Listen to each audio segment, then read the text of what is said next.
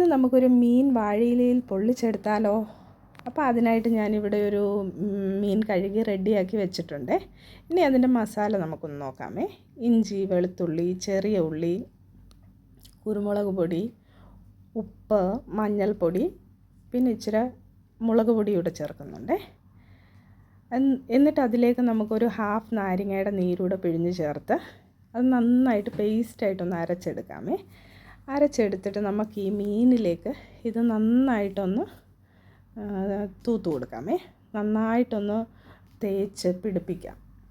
അപ്പോൾ അതിൻ്റെ ഉള്ളിലും ഇപ്പുറത്തെ സൈഡിലും എല്ലാം നന്നായിട്ട് ആ മസാലയൊന്ന് തേച്ച് പിടിപ്പിച്ചിട്ടുണ്ട്.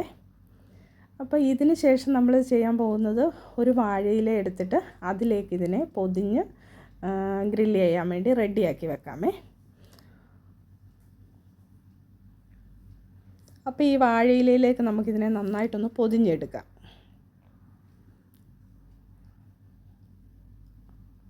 ഇത് നമുക്കൊന്ന് സെറ്റായിട്ടിരിക്കാൻ വേണ്ടിയിട്ട് ഒരു ഫോയിൽ പേപ്പറൂടെ ഞാൻ യൂസ് ചെയ്യുന്നുണ്ട്. അപ്പോൾ ഇതിൽ നന്നായിട്ട് ഈ ഫോയിൽ പേപ്പറൂടെ വെച്ച് അതൊന്ന് റാപ്പ് ചെയ്തെടുക്കാമേ.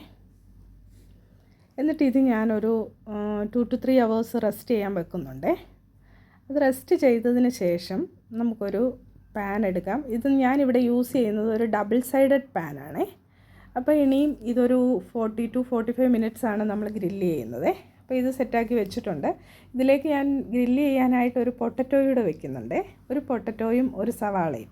അപ്പോൾ അതും നമുക്കിതുപോലെ ഫോയിൽ പേപ്പറിൽ പൊതിഞ്ഞ് അതങ്ങോട്ട് സെറ്റ് ചെയ്ത് വെക്കാമേ. എന്നിട്ടൊരു 40 to 45 minutes നമ്മളിത് സിം ചെയ്ത് നന്നായിട്ട് വേകുന്നത് വരെ ഒന്ന് ഗ്രില്ല് ചെയ്തെടുക്കുന്നുണ്ട്.